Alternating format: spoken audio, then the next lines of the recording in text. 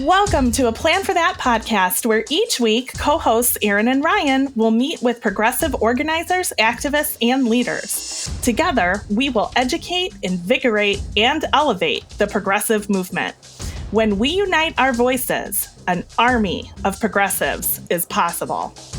Hey guys, I don't know if it's the cold medicine or what, but I'm furious, and it's really hard to calm down when I see people talking online about a deal that the Republicans are being pushed at from the White House to do a $600 check. A $600 check! I want someone to tell me, where is there a place in this entire country where rent is covered with $600? Where can you live for a month on $600? Because I'm telling you right now, if we forced our leaders to live on $600, we'd get some real fast change. Erin, I got to tell you, I'm hot about something. Tell me about it. I've got a whole list. Go for it. My Mercury's running high right now. Ooh, back up, y'all. He's a big linebacker, okay? You don't want to make him mad. I'm a little heavy for a linebacker, but no! If you can find a 365-pound linebacker, you call me if he's running fast. Anyway, look, here's the thing. Unity can only happen if we're willing to be united from both sides. Oh, yes. Look, Democrats can be as willing to be unified with Republicans as we want, right? The center can say, well, it's time to come back to the table. You know, we need to be serious and we need to not be so divisive. We can earnestly believe that. But if the Republicans don't believe it, if they're not willing to come to the table, 85% of Republicans polled this week in a new poll said that they don't accept the election results and they don't accept that Joe Biden won legitimately. 85% of Republicans, that's more than 4 out of 5 Republicans are not willing to come to the table right now. You want to get even scarier, Ryan? There's people on social media saying they're ready to die to protect Donald Trump's presidency. How do you talk to that? Here's the thing, right?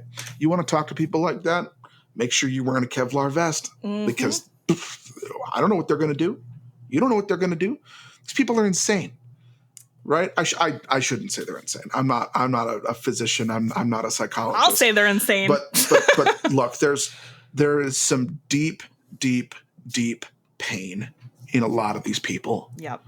There is a deep hurt in a lot of these people. And I have a feeling of compassion for the average American that believes these things. I've seen what these things do to people, and it hurts.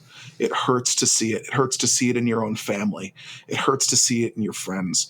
It hurts to hear them say these things and know that not only are they not true, they're laughable and ridiculous. And you don't want your family and friends to sound like that. You don't want them to embarrass themselves like that. And it's embarrassing. It's embarrassing for them, even if they're not embarrassed, because a sensible person hears these things and they know it's ridiculous. We can't unite with that. And Joe Biden's quest to unite with Republicans is laudable. It's laudable. It's admirable that he could have such a group of people going after him for so long, going after his family, going after his kids for so long, and still say, you know what, I'm willing to put it behind me. If you're willing to put it behind you, I'm willing to put it behind me. And even if you're not willing to put it behind you, I still want to unify. I still want to be your president too, because you matter to me. And you know what? That to me speaks to an excellent leader. But at the same time, we have to be cognizant of reality here.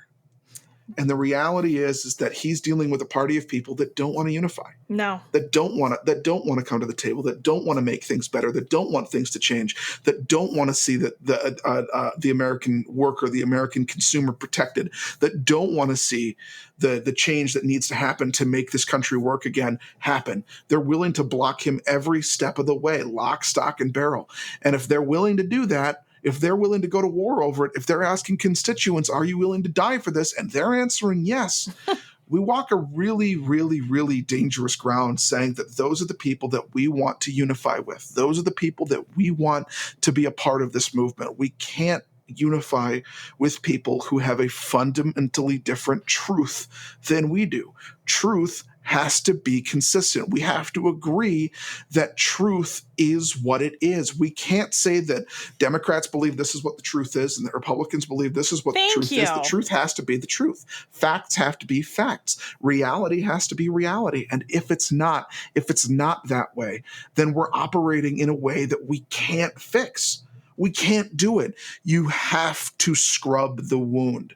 You have to clean the wound before you can bind it. Thank you. Before you can stitch it up, you've got to pull whatever foreign object is out of there, Russia, and prevent that from infecting the wound. You've got to get in there surgically and remove the dead and the dying and the decaying parts of this country before you can stitch it up and we can heal. There's no possible way to fix it without more pain. If we don't, it's just going to create more problems down the road. The further we kick this down the road, the further we kick this can, the more we move down the road saying, it's the next generation's thing to deal with. It's not going to be the next generation's thing to deal with. It's going to be theirs to deal with, and then the generation after them, and the next generation after them, and their kids, and their kids, and their kids, because the kicking doesn't end unless we end it. Thank you. When in 2016, I lost a really good friend. I did.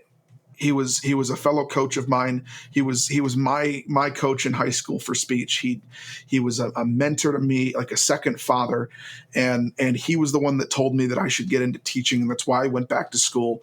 And he was the one that helped my wife and I stay together in really tough parts of our relationship. Mm-hmm.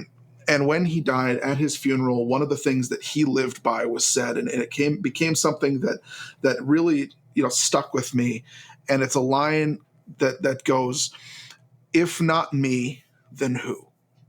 If we don't do this, who's going to do it? Who can we guarantee is going to do this in the future? We have an opportunity to do it. Exactly. And if we have an opportunity to do it and we don't do it, we fail everyone who comes after us. And that is the ultimate sin of governance, because our policy is our legacy. Our future is determined by the actions that we take now. And if we don't do this, if Joe Biden directs his Department of Justice not to pursue charges, if Joe Biden puts in an AG who doesn't want to pursue charges, if Joe Biden doesn't get behind Raphael Warnock and John Ossoff to fix the U.S. Senate and really get after these problems that we're dealing with today, if we don't do that, if we don't have any kind of real big structural change, then we've done a disservice. We've failed. And Joe Biden failed to meet the moment, if that's the case. And I hope he doesn't. I've got all the faith in the world in Joe Biden. Joe Biden's a good man, and good men in office do good things. We've seen that time and time again. But it's time to recognize and to come to grips with the fact that the wound in this party is being held open and infected by a Republican Party that doesn't want it to close. That's right. That profits off of the division, that profits off of the blood that comes out of the wound and the pain that comes out of it, that their power is our pain. That's right. And it's time to recognize that fact and move accordingly. And I don't know what I felt first, more moved by the words that you chose or more wanting to point the finger at Mitch McConnell, who will black everything just to do it, you guys. He's admitted it before. He did that to Barack Obama, and he will do it again. So Georgia is everything. Ryan, you are right. It is not the time to try and close this wound. There's a disease in there. Absolutely. Look, we all know how important Georgia is. It's no secret. But little known fact, maybe not so little known, but it is a fact. Did you know that there's a package deal in Georgia? It's vote for one senator, vote for two senators, and you get one state flip blue for free. You don't have to pay any money at all to vote for John Ossoff. You can vote for Raphael Warnock, but you should also vote for John Ossoff. It doesn't help if we only get one. We've got to get two. We've got to get two. If we don't get two, we may as well pack it up, because Mitch McConnell's going to end up being your Senate Majority Leader again. We can't have that. We can't have another 4 years of obstructionism. We can't have it. We've got to vote blue twice. Vote blue twice. Vote for John Ossoff, vote for Raphael Warnock. Go to fairfight.com, .org, fairfight.org, and make sure that we get those two in office. Enjoy this John Ossoff ad. Imagine for a moment being Senator David Perdue. Senator Perdue lives behind like 3 gates. Y'all know this guy hadn't held a single public town hall meeting in 6 years. Has anybody seen Senator Perdue? Has anyone seen David? It's not just that you're a crook, Senator. Yeah, he's probably on the phone with his broker. Senator Perdue sends out this invitation to lobbyists in Washington. He puts this all in writing. If you want some of Senator Perdue's time, you got to pay for it. Senator Perdue sells 4 meetings a year and a retreat on a private island for a $7,500 corporate PAC check. This is not a man who cares about ordinary people, y'all. This is a man who cares only about himself. The people of Georgia deserve to hear from their senator. If David Perdue doesn't want to answer questions in public about his record and debate his opponent, that's fine. He just shouldn't run for re-election to the U.S. Senate. You know, Ryan, with all of the problems that we've just discussed, I am super excited that we have Pam Keith with us today, because if there is something that we need right now, it is a strong, progressive voice. What do you think? Yeah, for sure. Absolutely. Pam, it's good to have you. How are you doing? It's great to be here, and I'm doing just fine. Thanks for having me. Absolutely. And listeners, Pam is not just an amazing voice on Twitter. She is not just an incredible candidate in Florida. She is a former Navy Judge Advocate General, or JAG. She is a labor attorney and a recent novice artisanal sourdough bread maker. Welcome to the show, Pam. Oh, that's my favorite one on the list. I am obsessive about it. It's terrible. Are you doing anything special with the sourdough, or are you just you know what? just making the bread? Every YouTube wormhole to figure out exactly how to get it done. And I've had to make some modifications because it's a little bit more humid here in Florida than elsewhere. But I think I finally hit my stride. I think I've done the oven spring. Every once in a while, I forget to score the top of the loaf. That's bad. But my loaves are turning out pretty righteous right now. My dad had a San Francisco, like an original San Francisco sourdough loaf starter. Oh. I've been trying to get a piece of it from him for a long time, and I've yet to get it. So I'm feeling a little jealous that you've gotten your own starter here. I might need to try and do it myself. You know, my starter's been hanging around. The one that I started here, I started in June. And it's hanging in there, but I can tell that the sort of that key sourdough flavor is slowly starting to intensify, which is awesome. But the most important thing for me was shaping ours. You know, it's a fairly sticky dough, so like you have to learn how to manipulate that dough to get a shape that holds its shape. And for sure. If you don't get that right, everything else goes wrong. It doesn't matter how many turns and folds you do. It doesn't matter. If you don't get the shaping right, your loaf is going to be a pancake. Well, you know, Pam, since you're the baker du jour here, I'm going to contact you if our gingerbread house goes kablooey, okay? I'm not sure that, I can help you with gingerbread. I am obsessive about watching the Great British Baking Show. That is my pleasure. I watch it over and over again. But I have not ever actually made a gingerbread. So I'm tempted to try this season. I am tempted to try. But most of the episodes that involve gingerbread or gingerbread cookies end up with a whole bunch of disasters. So I'm just like, I don't know. It's any small thing, any little inconsistency can can keep it crumbling down. I guess, and I guess that's kind of a good segue here, because politics is kind of the same way. Right, where it's any small inconsistency it's like a gingerbread house. Any little thing can kind of bring the whole thing crumbling down. It's a lot of attention to detail, and no one knows that better than you. Yeah. I think you make a good point. I mean, there's a lot of parts to it, and when one part doesn't go right, the rest of the part, it's very hard to make it fit. Well, and as Pam and I talked offline today, and I know Ryan will agree with me, the progressivism in California is in no way, shape, or form going to be the progressivism in Idaho or Ohio, right? I mean, there are very significant regional differences. There are differences because what people don't seem to understand is we are all influenced by the people around us. Right? We are so influenced by the dominant nomenclature, narrative, lexicon, word choice, focus, attention. Like if you live in Iowa, even if you are a progressive, your local news is telling you different things than the local news in California is telling you. And so that is why you see such regionalization of political worldview. It's because you're influenced by the people around you.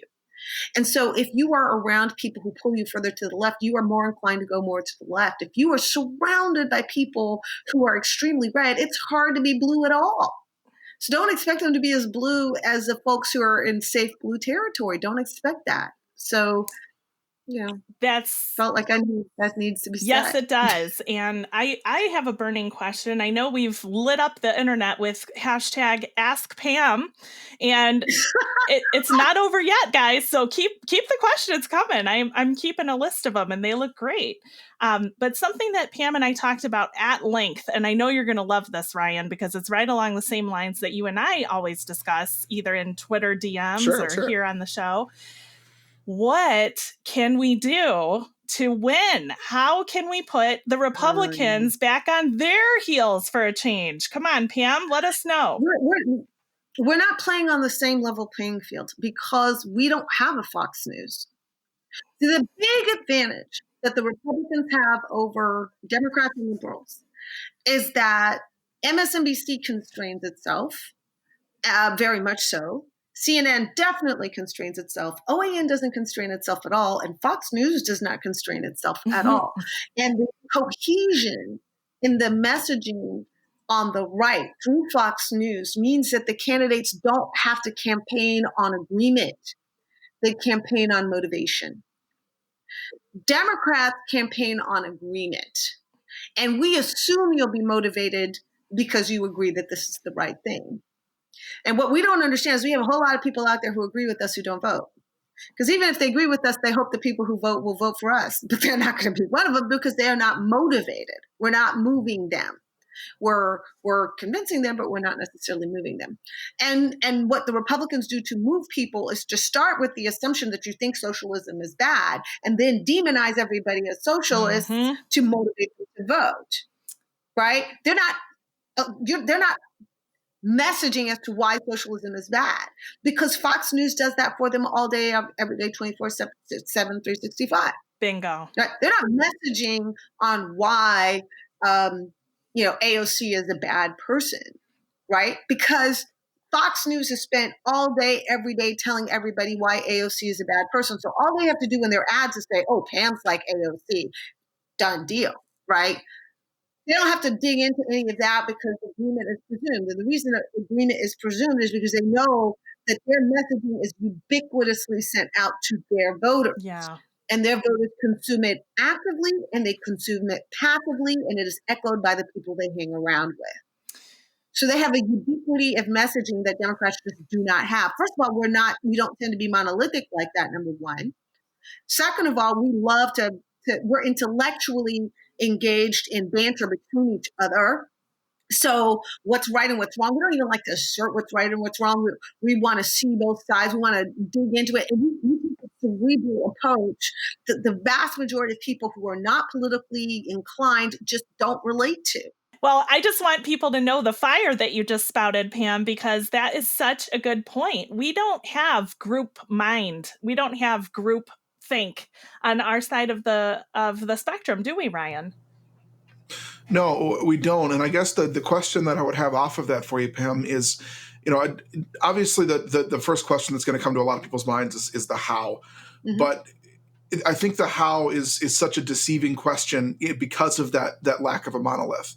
Right, because we're the party that strives for education, we're the party that fights for education. We like to be educated, even though not everybody is. I'm certainly not. I don't have a college degree. Oh, stop it! But the idea that that makes you not certified. That doesn't make you not educated. Bingo. Sure, but it's the point is we don't have this predisposition to just agree with each other all the time. We're not always trying to find agreement. There's certainly pockets of the party that are more willing to fight and are looking for a fight even within the party.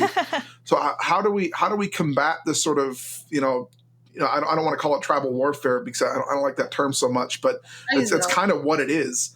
I use it all the time. And I'm a military person, so I use military lingo all the time to describe things and to get things across, because sometimes it's the easiest analogy to use. But what I will tell you is that what you were focusing on, Ryan, here is an important component, because 80% of politics is actually personality. It's personality type, right? Every era of human history has had conservative types and has had liberal types. And the conservative type of person is a person who is externally validated. They know they are a good person and they know they are a right thing by the degree to which they conform to what everybody around them is doing. Mm-hmm. And so therefore, if the people around you tell you that the right way to be is to get married and to have 2 kids and go to church every Sunday, then that is your way. That is your barometer of ascertaining that you are you're a good person, you're doing right things, is to follow that norm. But that norm is disquieted by dissent. Yes. So they feel like if there's somebody out there not doing that, it threatens the whole. It threatens the validity of the choice and the sacrifice. Because for a lot of times, they feel like it is a sacrifice to go along with what everybody is doing, and that they should be rewarded for that, and everybody else should be doing the same thing. And how dare you not sacrifice your happiness to go conform to what everybody's doing? How dare you? What an right? But and then of course you have that 180 personality. 180 personality says, I'm entirely internally validated, which means I'm always on the search for my own personal happiness. I don't give a damn who, what, where, when, or whatever agrees with me or not, right? I'm on the deep soul searching internal thing. And that same person can be the one who walks away from lifelong relationships and walks away from a career because they're not satisfied, they're not happy, and that person is naturally going to challenge authority structures and question authority structures. I'm so glad you brought that up, because the way that we can think about this in sports terms, and Ryan, key me in if I'm wrong here, because I am not the sports guy. That's you. I say as I have the game right, on my other right. monitor. But Pam and I talked about this earlier, and it was just, it was fire. It was like, okay, so there's one side that's USA, everything's perfect, nothing needs to change. And the other side is, hey, there's some real problems here that there needs to be change. What do you think? Right. I think it's not just a question of change. It's a question of conformity. Yes. Right? They're perfectly fine with change if that change makes people conform to what they believe. Amen. Right? Do you think, I don't mean to cut you off, but do you think that this is part of why the right tends to gravitate so much more toward the uniformed services like the police and military? Absolutely. It's because of authoritarian structures. It is to be externally validated is to be a person who believes that there are standards to which you will measure. And if you meet that standard and you exceed that standard, you are rewarded for doing so. And then in being rewarded in doing so, you go up the echelon, you're given more authority, more power, more access or whatever. And that is, like I said, that kind of personality type exists in every culture on planet Earth. Right? Even if you go to a naturally conservative, extremely conservative culture, like let's say Saudi Arabia, right? That is a very conservative culture, mm-hmm. right? But even in Saudi Arabia, there are those who are far more conservative than the others. They walk around literally chastising and judging others for being insufficiently pious, mm-hmm. because they believe piety, the degree to which you adhere to the norm or to the expectation, is what makes you a better person. If you look at Orthodox Jewish traditions, there are some folks that just go to the most, right, in adherence, because they believe that it is in the effort of adherence that you find, your devotion. Right? It's the way they express their devotion. But it doesn't matter what religion, what culture, what country, what era you go to. You're going to find a dominant group of people who will insist on everybody conforming to the way they think life should be lived. Yes. They are never going to be comfortable with anybody swimming against the stream in their own way, because they believe that threatens and undermines the ubiquitousness, the totality, the necessity for conformity.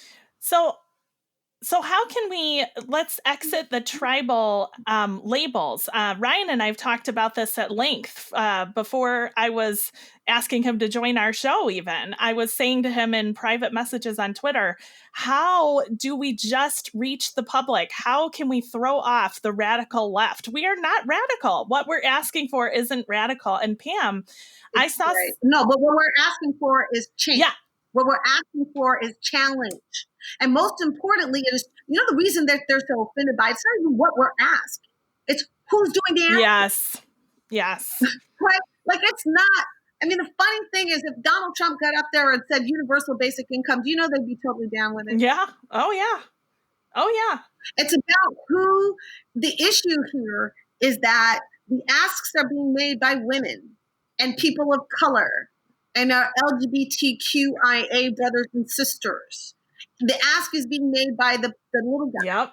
The ask is being made by the immigrant. That's why the ask is the problem. And that's why it has to be radical and extreme. Because in their mind, Black people in control is radical and extreme. Liberals in control is radical and extreme. Because white men doing crazy things is not radical and extreme. Amen. I'm telling ya. So my question off of that, it's sort of off of that, is my belief is that part of the problem is we cede too much ground and we allow too much to be taken by the other side and put into another side framing. I think just on a singular basis, just one example, the defund the police thing in my mind was something that maybe we allowed to be turned into a national conversation, but it should have been framed as a local one. Where maybe the folks in Atlanta, Georgia, even the Black folks in Atlanta, Georgia, don't want to defund the police, but the folks in Minneapolis do. That's a Minneapolis decision that doesn't affect Atlanta, Georgia. Context as you're talking about, Ryan, with a national, not just a national, an international context, yeah. right? Like we're all down watching TV when Black Lives Matter marches start happening all over the world, all over the country. Everybody's talking about it, and everybody is in agreement. And they got that Black Lives Matter. Got scared. That next step. So what do we do? Yep. Defund the police. Now that's like, hold up. Yep. This and this, just really quick, guys, this is where I started to see the writing on the wall, because the Russian bots on social media started tweeting it out. GOP members started tweeting it out. And I tried, boy, have you ever tried to catch a charging stallion? I tried to catch that horse and say, stop, this is not going to help. And what Pam and I talked about earlier today, Ryan, and I know that you're going to have some thoughts on this, is are we really that happy with a word, or are we going to look at the actions? Because Pam is for the actions. She is for holding police accountable. She is for making sure that... I wrote volumes of proposals. See? On reforming police, changing police discipline, totally reforming how we who we recruit, how we recruit, I wrote it from soup to nuts. I talked about prosecutorial discretion and the probation system and everything. I really was digging in, right? But here's the thing. Some people of a younger generation, and I'm just going to be mean and say it's younger people because I'm old as hell. Me too. I'm going to just say younger people may not have a personal instinct about what America was like and what white fear was like and where it came from in the generations prior to the 60s. So I'm old enough to have been raised by and interacted with at great length people who were raised in segregation, including my dad and my mom, right? Sure. And the whole narrative of the 40s and the 50s and the 30s was that police were there to protect white people from Black people. And that Black men in particular were an absolute uncontrollable menace that had to be contained because they had urges. That's what happened to Emmett Till. I know that name may not mean a lot to everybody, but it ought to, right? Sure. Emmett Till was I mean, that's what happened with lynching. You heard that word. Do you know where that came from? Do you know what the narrative behind lynching Tell was? us. The narrative behind lynching was Black men have uncontrollable sexual urges, and they're going to attack and rape white women. And so anytime a Black man steps out of line, it is the right of the community, not just to kill him and torture him and mutilate him, but to send a message to every other Black person that if you step your pinky toe out of line, we'll do the same to you. It was meant to be terrorizing, and it was.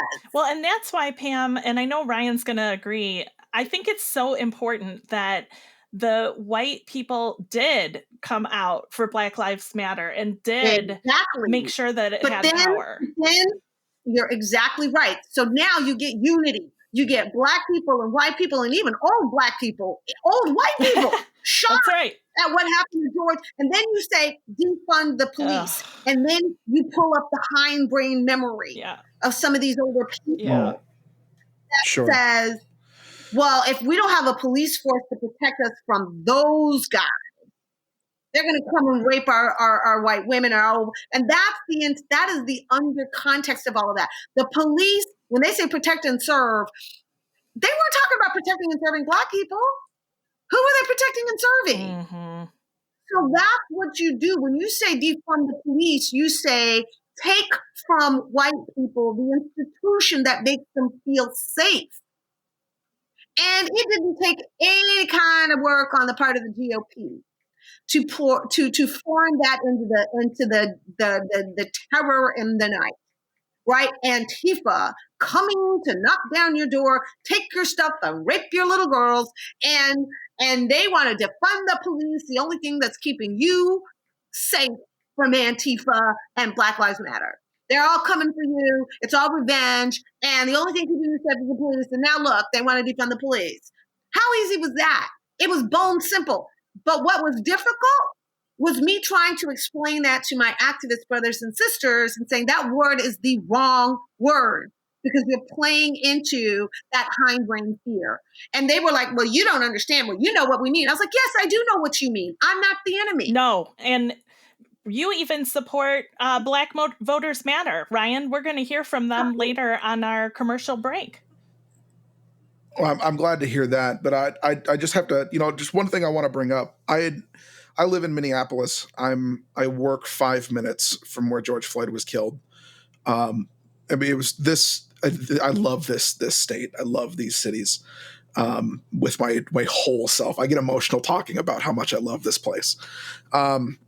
And it was really hard to go through this summer with that just down the street. Right. It was the hardest summer of my life living here.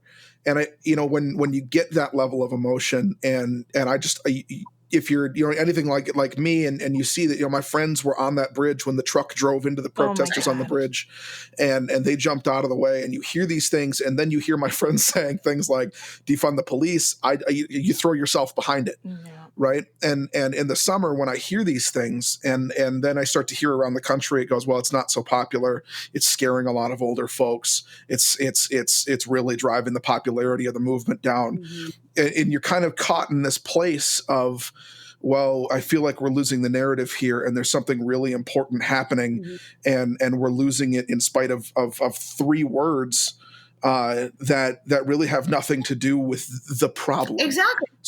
So how do we move from that spot and retake that narrative to move forward? Well, the first thing we need to do is to be as tenacious as our ancestors were. You don't give up because you lose an election. You don't give up because things didn't turn out your way. You keep coming, you keep coming, you keep coming.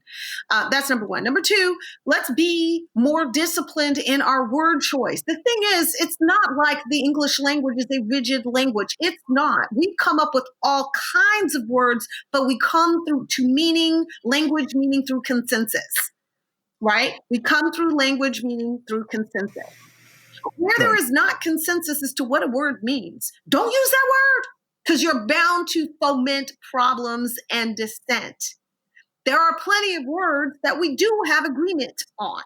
Defund may not be one of those words. Maybe restructure, rethink, reallocate, merge, modify, modernize. We have consensus about the meanings of those words. So why would we be so hard up on a word we know means something different in your town than it means in mine?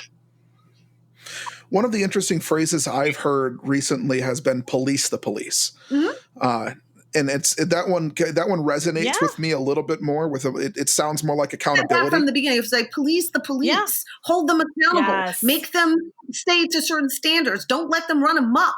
That would have gotten the word across, and I would have been all in for that. And immunity. And believe me, I was by no means the one shutting down defund the police. I was the one begging them to have mercy on us progressives running in red and blues.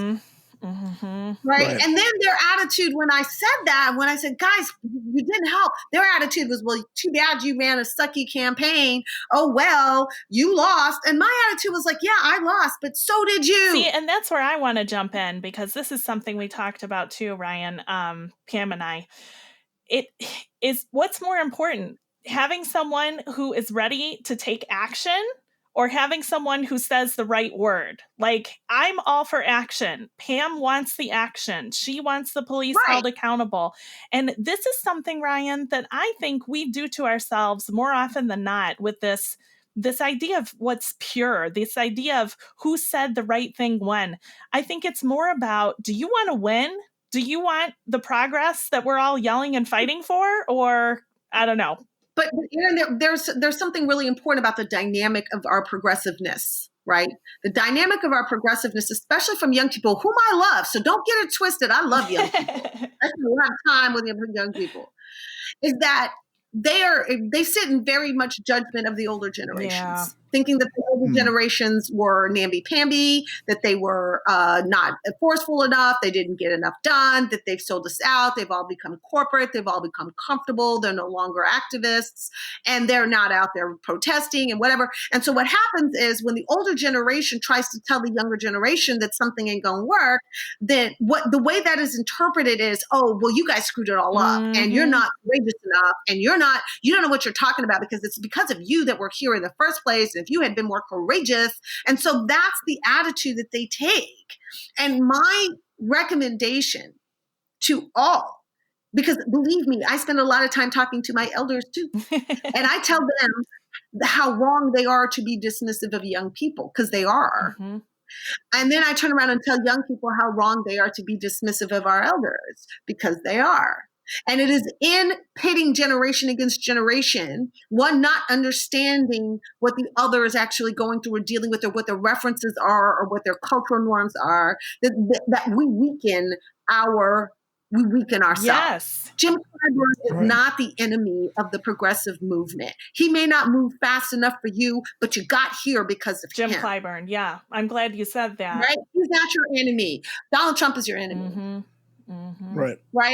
You know, and I say this as, you know, I'm a former Republican. I think we talked about this last time, but I was a Republican in 2016. I had left the party over Donald Trump.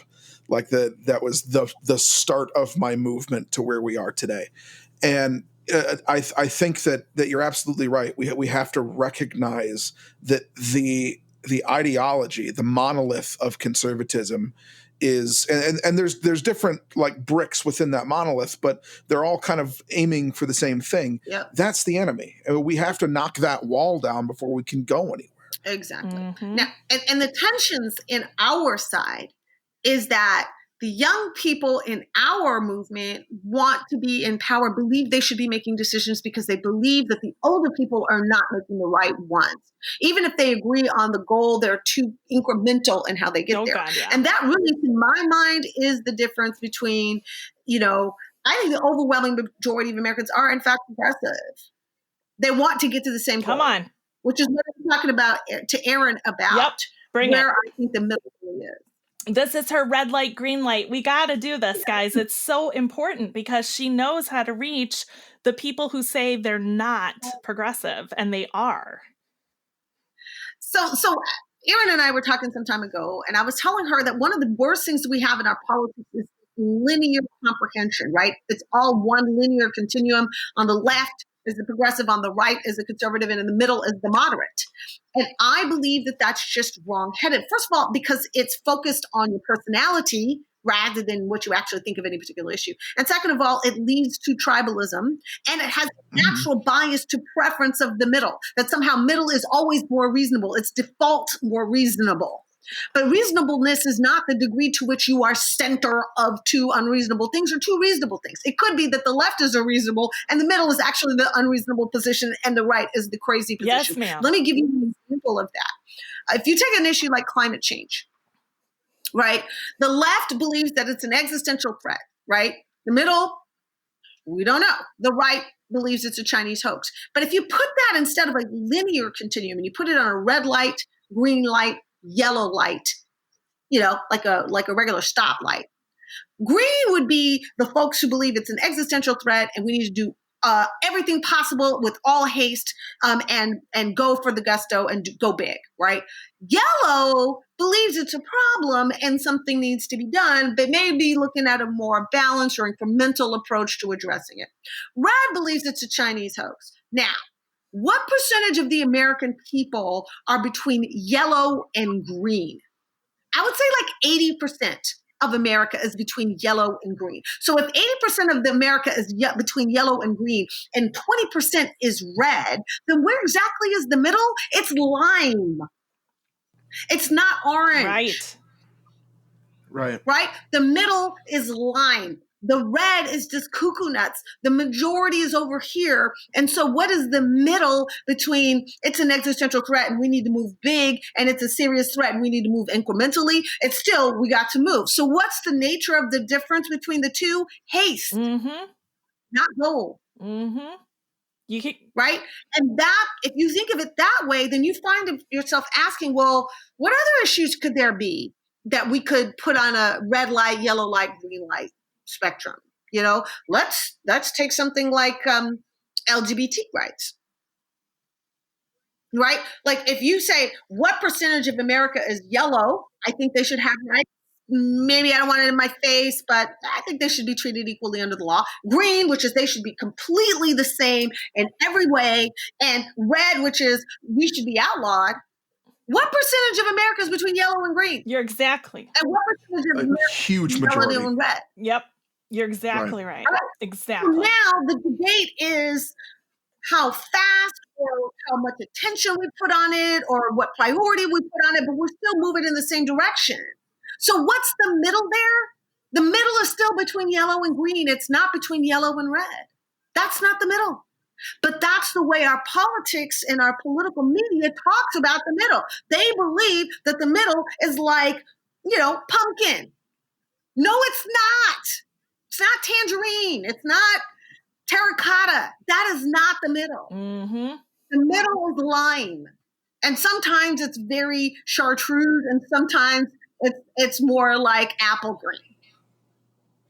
So I wholeheartedly agree with you on all of that. The one thing I want to add is I think of that very similar, the mix of ideas and the mix of people. I think that very similarly on policies too.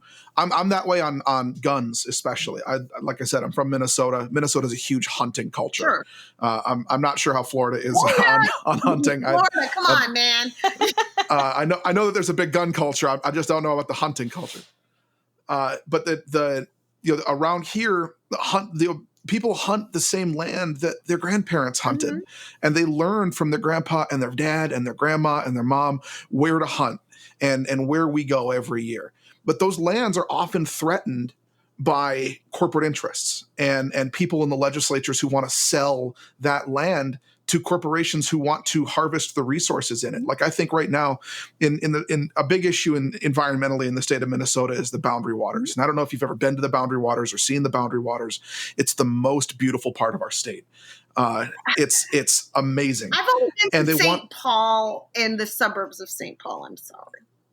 Oh, that's fine. It's up on the Canadian border. It's the Boundary Waters is a national park. There's a part of it where there's absolutely no motor vehicles allowed because of how clean it needs to be. Not even boats. You have to use a kayak or a canoe to get around in it. And it's just gorgeous. It's just a slice of beautiful nature. But there are Republicans in our state legislature that want to sell part of the boundary waters for strip mining, for taconite, for energy. But that's hunting, that's fishing, that's camping. These are high percentage Republican voters, hunting, fishing, camping, outdoorsmen. There's a lot of Democrats that do it too, but I personally think that the blend comes on these kinds of issues where we can convince a lot of people, like, we want you to be able to hunt, we want you to be able to fish. We're not after your hunting rifle. We want you to be able to do these things. Exactly. Like, see, that's Thank you. We say, hey, we want to take your AR-15 because that doesn't hunt anything but human beings in large numbers. That's a very different thing than saying, hey, we don't want you to be able to go hunt your annual moose hunt that you do with your grandson and your son. Like, those are radical different things. If you're hunting a moose with an AR-15, you are a shit sportsman. Right. Like, that's not sporting at all. Right. Absolutely. So I just think when we talk about red light, green light, yellow light, if we framed environmentalism that way and talk about, like, we want to preserve your hunting grounds for your grandkids and their kids, that we could convince so many more people. Exactly. But that's because if we talked about anything, if we talked about wages on red light, yellow light, green light. Yes. If we talked about healthcare on red light, green light, yellow light. Like, red light on healthcare is pay your own damn way, and what you can't afford, you get to die from. That's the red line. Is most people in red light? No. Just healthcare corporations. That's why I am saying that our media does such a tremendous disservice to our political discourse. It is a key component and architect of the divisiveness and the encampment of our politics, because it feels like it only needs to give oxygen to one version of what one side's saying and one version of what the other side is saying, and they're fair and balanced.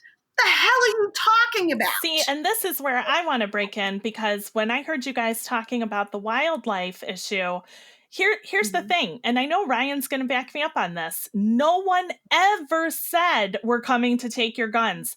No one ever said we don't care if babies live or die. No one ever said socialism for all. These aren't our messages, guys. We've got to, and I love the Democrats. I really do. But I'm getting ready to shake them so hard that their head rolls, because But the thing is, Erin, you have to understand how this works. I never say those words. Exactly. My opponent puts those words in my mouth. But he has $3 million to spend on ads to put them in my mouth. And when you repeat it over and over again, then it becomes the thing that Pam Keith said, right? So, And this is the key, right? This is the same. It's the thread with the corporations that want to mine the boundary waters, with the media that is unfair to the progressives, that where the middle is way beyond us. That if somebody is able to spend $3 million to say Pam Keith says this, but she never really did. The key here, the thread, the common enemy here, isn't just Republicans. Money. It's money. It's corporate. It's corporations. It's money in politics. It's being able to buy elections and buy elected officials. You got it. And this is a philosophical issue that I've discussed with my Republican friends and my dad and my mom over and over and over again. This idea from the right that the founders hated big government. It's just not true. They weren't scared of big government. They were scared of power that was pooled in one place. Exactly. It was too powerful. That was unchecked. And that's just it. I mean, you think about twisted narratives. Here are the founding fathers. They put together a document that does one and principally one thing. It allows, two things. It allows the people to decide who is going to govern them through a peaceful transition of power. Now, you take that as the dominant narrative of the Constitution, which, by the way, it is.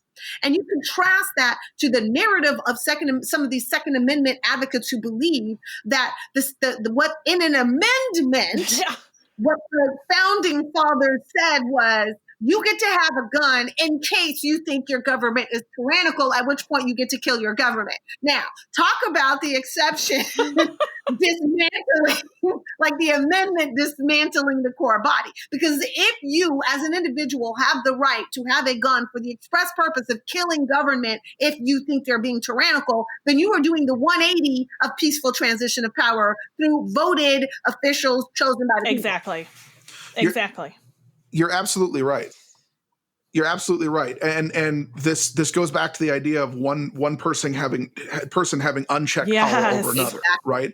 The Second Amendment can't be interpreted that way, only because if someone has a gun and someone else doesn't, the person with the gun inherently has more power than the person who doesn't in that situation. It was never meant to be that. And if you look, I mean, like the thing is that Supreme Court decision was just incredibly stupid. But the point here is, the founding fathers wrote the Second Amendment for the defense of the state. And understand that in the Constitution, if you read it, the word state is capitalized. Yes. You guys know basic grammar. Basic grammar says that if the word is S small state, you mean any state, a state. But if it's capitalized, it's a proper noun. Exactly. The state. The state is this country that we just created. That's right. So it says what it's saying is that a militia, a well-ordered militia, being necessary for the defense of the state that we just created, parens, that Pam just said, right? Because that's what the capital means, right? You have a right to bear arms. The right of the people to bear arms shall not be, circumscribed as it relates to defending the state. So, I'm wondering what the Supreme Court said was, no. You have that right as it relates to defending the inherent rights of man, or some sort of divinely given right you have to defend yourself. Right. Okay, even if I could go that far, where does that translate to? And I get to use my gun to defend my property, to defend my ideas, to defend my club. 19. Now they go threaten Gretchen Whitmer in her mansion. Now I get to take it to my protest so that I can threaten all the police that are trying to contain me. Like, what the hell have we done here? Pam. Okay, so you went where I was going, and I'm sorry, Ryan, but I'm going to lose the thread if I don't jump in here, okay? Oh, sure. Go ahead. So we've got people who are undermining the document that they say they want to govern by, Pam. We've got people who are trying to overturn this election and call democracy on its tail, right? I mean, right. But do you know why? Go for it. Tell us. Very simple. Where you have a system where people are elected by a majority, they're elected by people, it is important that that majority always reflect your interests.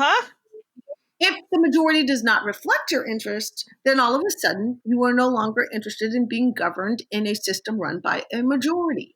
For the longest time, they believed that the Constitution was fabulous because the majority was white. But then they saw that the majority by demographics was shifting away from them.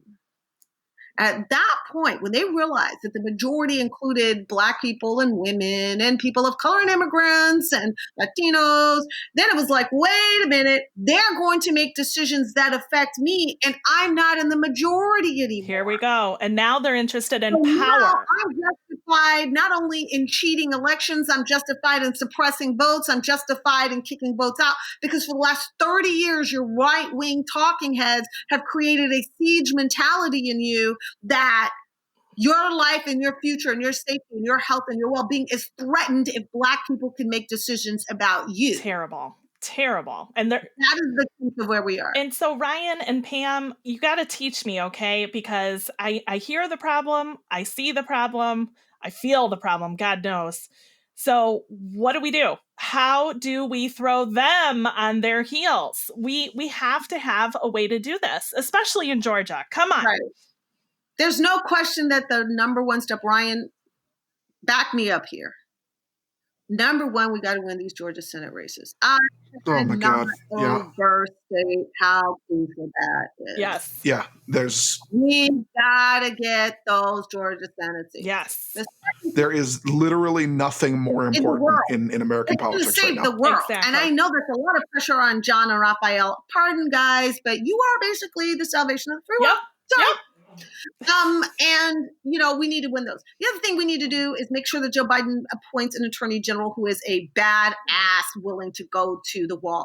I know that Joe really, really wants to reunify the country. I don't think that's possible at the moment. I hope he's a little bit more realistic about that than he was when he first won. Thank you. Right? I hope he's reading the tea leaves a little bit better than he was when he first won. I love Joe Biden. I think he's a great guy.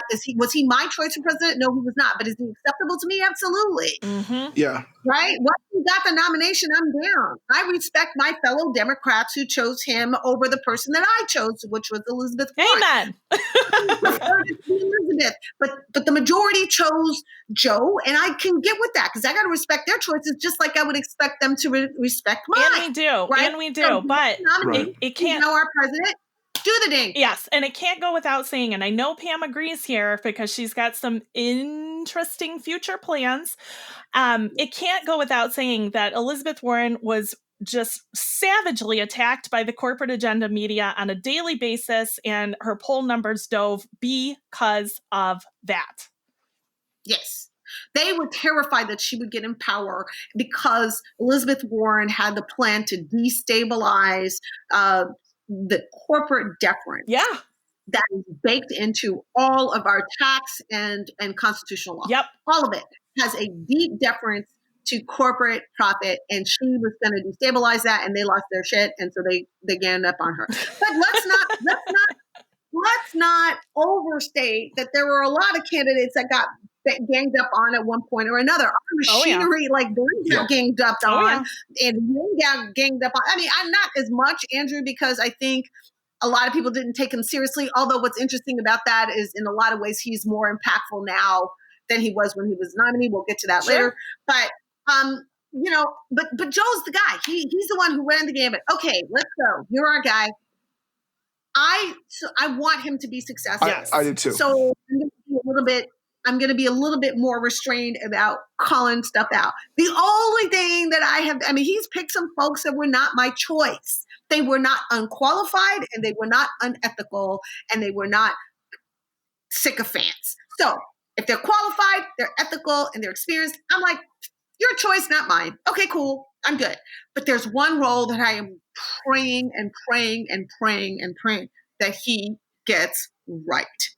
Because if he does not, too many people are going to skate. And there's no unifying without reconciliation. And there's no reconciliation without contrition. And there's no contrition until you hold people accountable. Right. I totally agree. And this is kind of, and I come from this from a historical perspective. I'm a history major. This is kind of my love is American history. Yeah, I look at the end of the Civil War, and when we got to the end of the Civil War, the idea was we were going to hold people accountable, but we were going to do it in a way that reunified the country at the end, that didn't instill bitterness. Boy, that at didn't the end work. of it. And part of the reason it didn't work was because Abraham Lincoln got shot in the back of the head at Ford Theater, and the plan couldn't come to fruition. The reason it didn't work. It didn't work because the South was not trying to. Right. There's a whole load of reasons, but the point that I'm trying to get at was there was a sect of people in the North, especially in the radical side of government, that believed to bind the wounds of a broken nation, you have to scrub the infection out. You have to clean the wound before you bind it. And if we're going to heal from this, if we're going to come together as a nation, we've got to scrub the infection out. Go, Ryan. That's awesome. Civil War. Ryan, truer words have not been spoken. You are spot on, my friend, because that is exactly what happened in South Africa. Right? They had apartheid for all that time. They couldn't have healed from that without the truth and reconciliation process that they went through, and had people, get on and say what they did and make their apologies and investigate these things. You could have never gotten back. What do you think Nuremberg was all about? You had to hold these people accountable. Donald Trump abused our country and killed 280,000 Americans. Now, he may have done so through his negligence and incompetence, or he could have done so out of reckless indifference, or he could have done so intentionally. And no, you're not going to talk me off of the ledge that he's a Russian asset, because I think he is. Whether he's a witting or unwitting one is irrelevant to me. But the point is, he's got to be made accountable for what he's done. Too many people have been hurt. Too many lives have been lost. Too many families have been destroyed. He's got to be held accountable. And he couldn't have done it without the help of a lot of other people who need to be held accountable. Thank you, Pam. His enenablers. Absolutely. Come on now. Hello. That's right. Absolutely.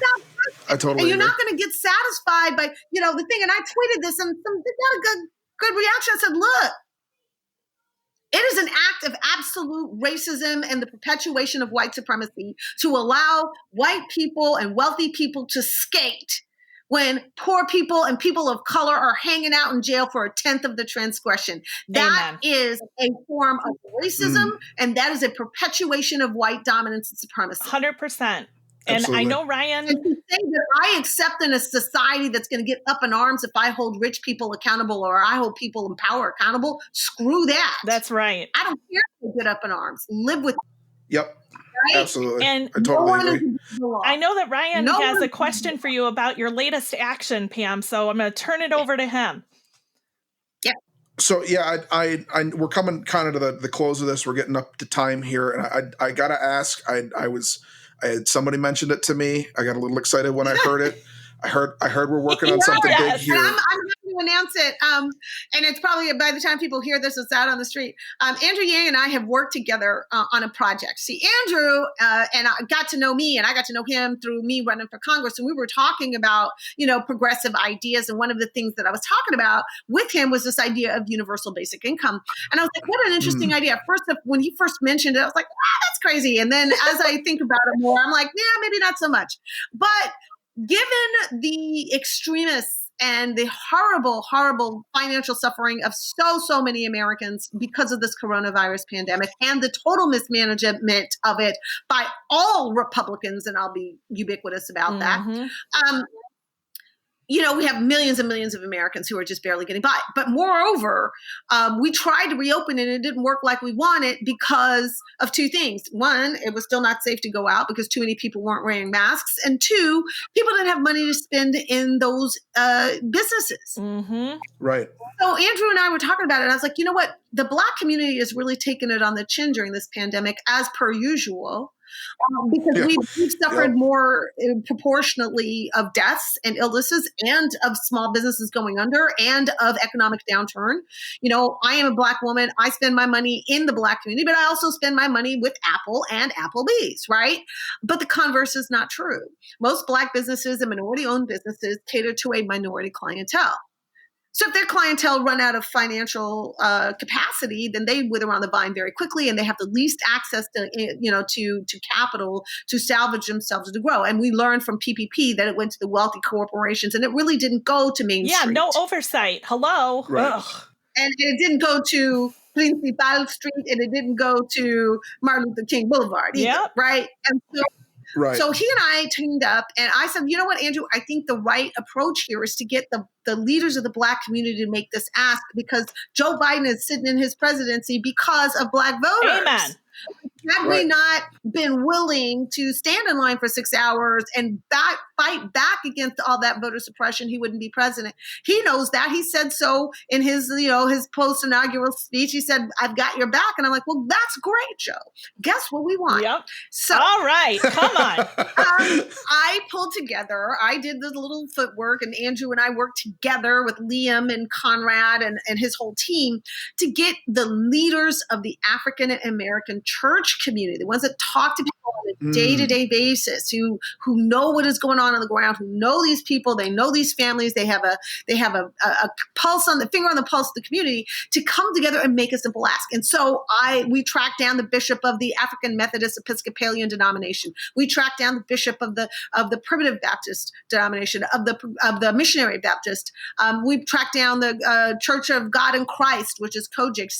And then there's Church of God, which is Pentecostal, right? So we've got all these different denomination leaders together, and they made one simple ask to Congress, which was delivered to the Congressional Black Caucus today and to the congressional leadership, which says, we are asking on behalf of the Black community, we are demanding bottom-up stimulus in the form of $1,200 a month for 6 months. Every adult who makes less than $100,000 a year. Mm-hmm. And if you are a person who has a bank account, great, you can get electronic deposit. But if you're a person who doesn't even have traditional banking, you will get a Visa debit card that you can use at any ATM in America. Right? Nice. So you don't have to go to a check casher, and you don't have to go to a payday lender.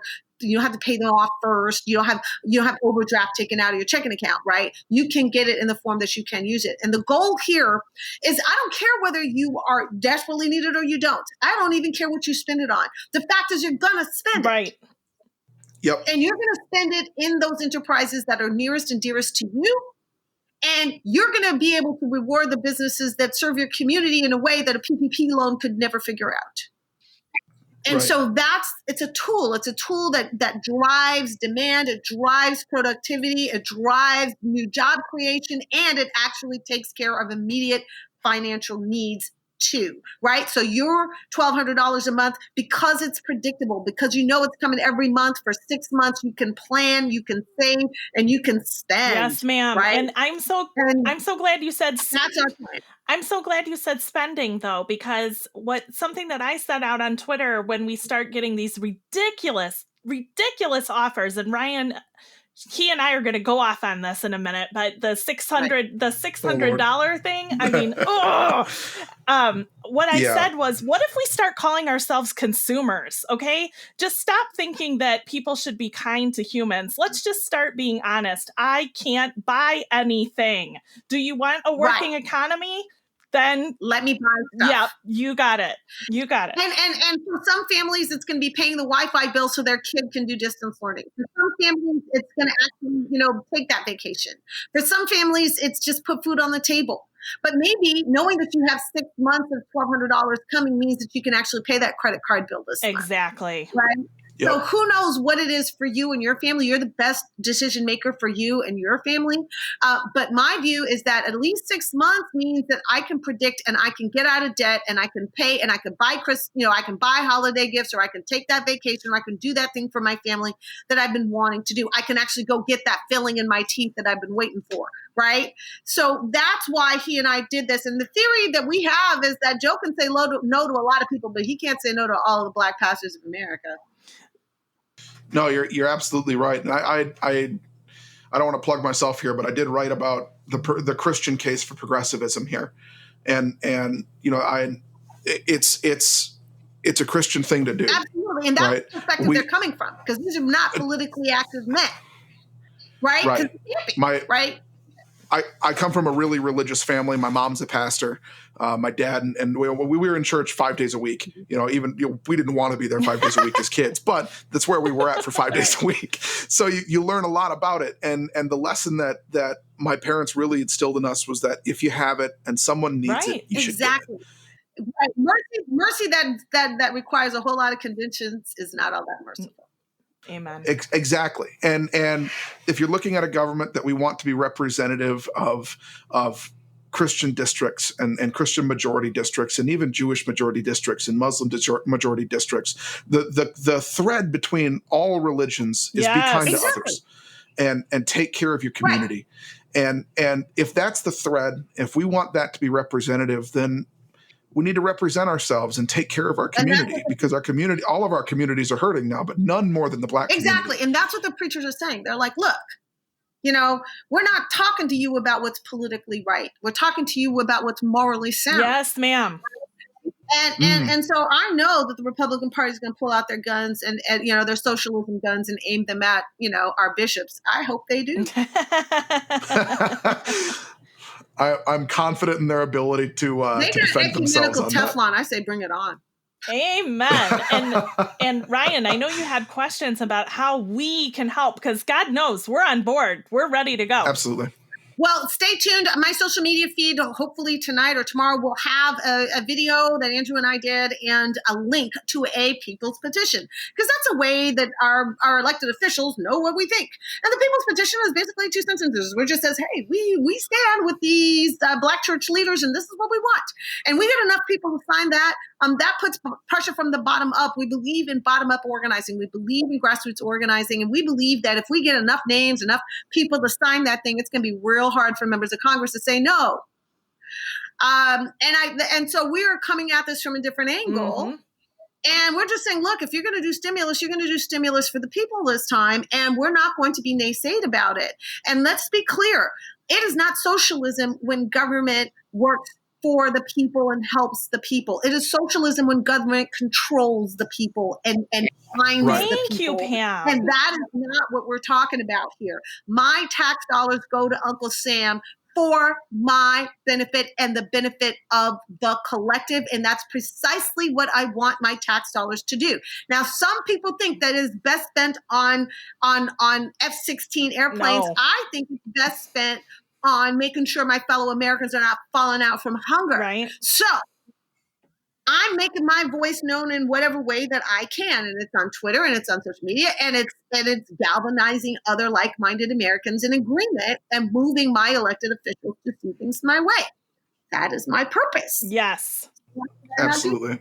And the purpose of government, in my view, is just that, you know, we, as much as the government's there to defend us from foreign enemies and defend us from attack and defend us from, you know, domestic terrorism and these real threats to our lives, there are other threats to our rights and our lives that exist, like hunger, like poverty, like homelessness. The government has a responsibility and a duty to make sure that those things are taken care of. Absolutely. I mean, think about back in the day. Have you ever gone to like Petra? Have you ever been in Petra in Georgia? Like this. I've never been out of the country. I wish I could. You can. As soon as it's safe, Pam. As soon as it's safe. As soon as it's safe. Yeah, but you can. Like I was a travel school. It's more of a financial thing. I'm 27 and broke. So. Not anymore. Not with Pam's petition. Let me tell you something, Ryan. I'm gonna give you a recommendation. I think you should Google the word backpacking Europe. Young European teens. Oh, yeah. And you will see that you probably have far more capacity to go travel than you think you do. Ryan I probably do. Now, we digress. My point is that if you look at Petra was this beautiful stone carved, you know, community in the hillside of Jordan. It is gorgeous, but it's all like literally carved out of a mountainside. You go to Cappadocia in Turkey. It's like cave cities built into the rock wall. There's some in South America. It was government that moved people from one part of the world to another part of the world because of famine or locusts or enemies or illness. Back in the day, it was absolutely clear that the role of government was the security and survival of the collective. That's what it always was. We now get up in our instep because of this wildfire individualism that has been sold by sort of Republicans as the, you know, stars and stripes version of machismo. I can do it all on my own. Right? Nobody does that. We're not a nation of hermits. Exactly. And Pam, you know that we could talk to you forever. We love you. We absolutely love Pam. And honestly, I feel like I need a weekly check-in with her. Okay. I'm not kidding. She just brings so much joy, so much fire. We're working on it. I'm serious, girl. I am absolutely serious. So let's highlight the petition again, because we are going to help build this with you, Pam. Absolutely. Eyes peeled on Pam Keith. If you are not following me on social media, all my handles are the same at Pam Keith FL for the state Florida. Pam Keith, that's spelled Keith. Pam Keith FL. That is my universe on Twitter, on Instagram, on Facebook, on wherever you're going to go. You're going to find Pam Keith FL. And you know, that's what I am working on with Andrew. We're going to get that rolled out ASAP. Congress understands that there is sort of a bubbling of support around direct cash stimulus, but they're not quite sure whether they can tolerate the incoming from the Republicans and the attacks and whatever. We need to give them political cover. Hell yes.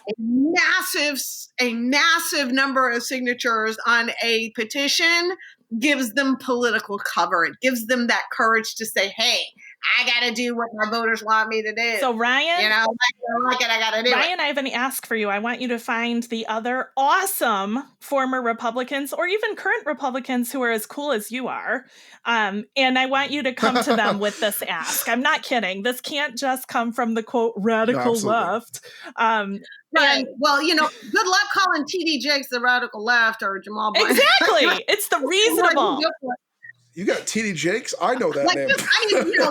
I'm just saying, just generally. I'm just saying, Bryant is a signatory to the petition. So yeah, he is. There are, you know, Michael Mitchell of AME is a signatory to the petition. Awesome. That is all of AME. Those are some heavyweight names. Good. So what I'm saying is like, look, you want to call it socialist, fine, but Jesus was a socialist.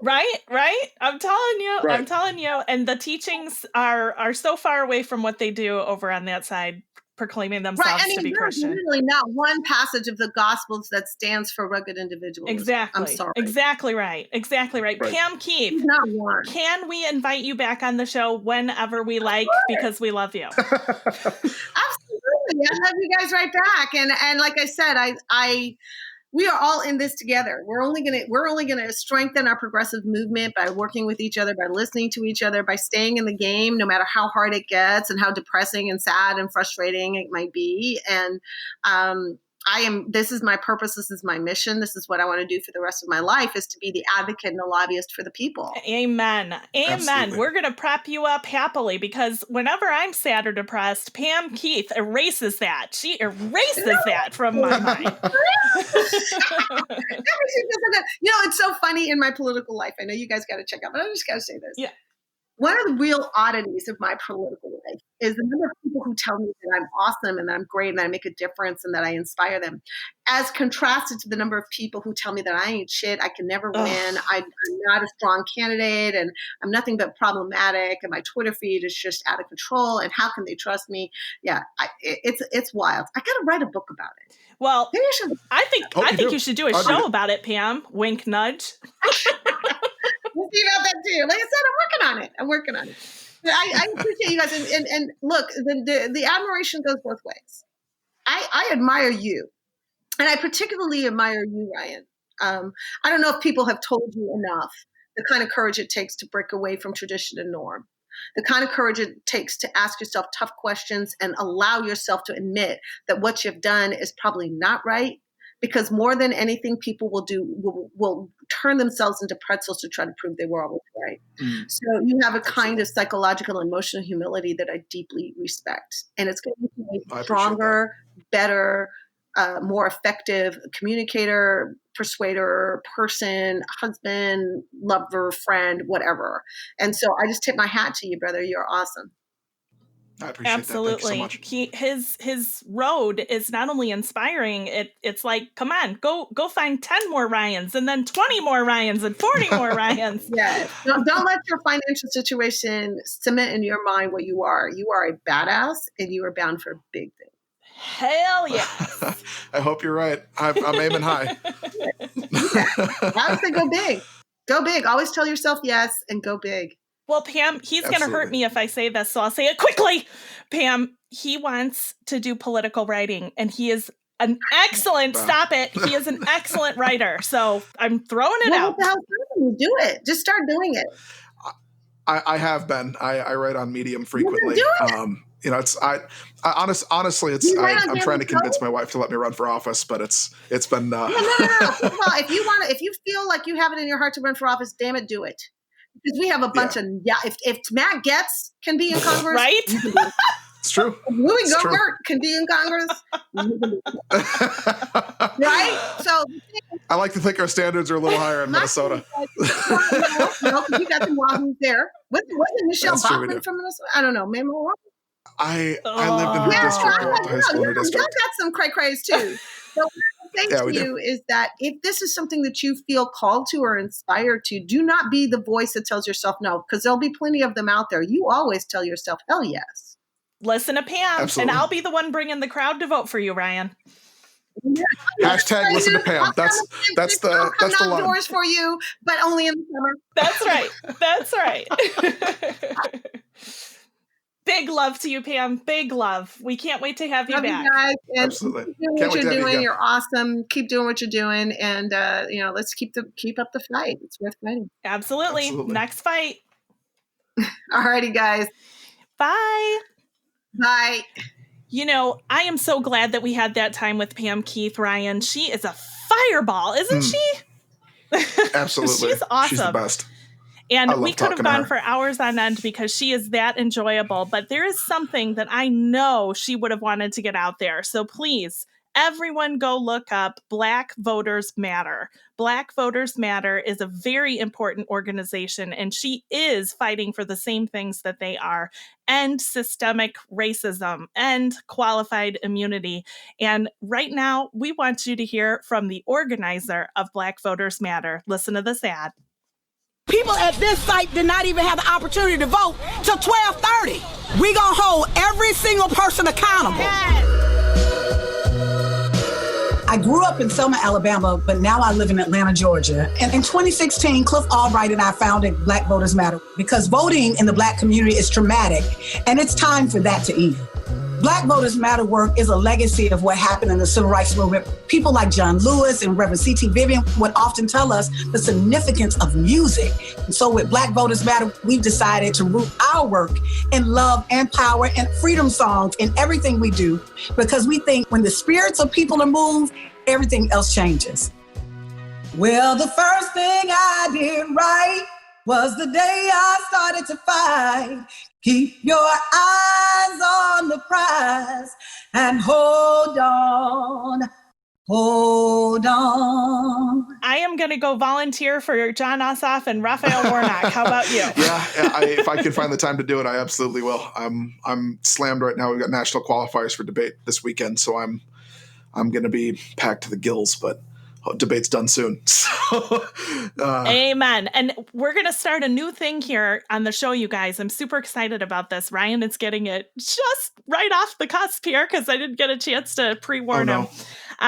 We're going to start. No, you're going to love this. We're going to start talking about on this day in history. It doesn't have to be an exact date, because right now what I'm thinking about, Ryan, and I want you to go off on our next episode, is what happened after Nixon, because there was a whole bunch of anti-corruption plans that maybe didn't go far enough, huh? Absolutely. I mean, you look back at the responses in our history, and it's a long line of not far enough, not enough. So see, and that's what we're listening to, Ryan, is you telling us it's not enough to just do a little bit, right? Absolutely. A little bit is never enough. I mean, if you just want the most recent example, right? Look at the 2008 crash and the response in 2009 and 2010. There are multiple economists who believe that we didn't go far enough in our efforts to relieve the American public of their debt, that we didn't do enough to make sure that they had the spending money and that the recovery wasn't as robust as it could have been, because we didn't do enough. Absolutely. We have to be bold in our action. There can't be any middle ground in our action. We have to be bold. We have to be ready to move. And that requires decisive leadership. And I hope that that's Joe Biden.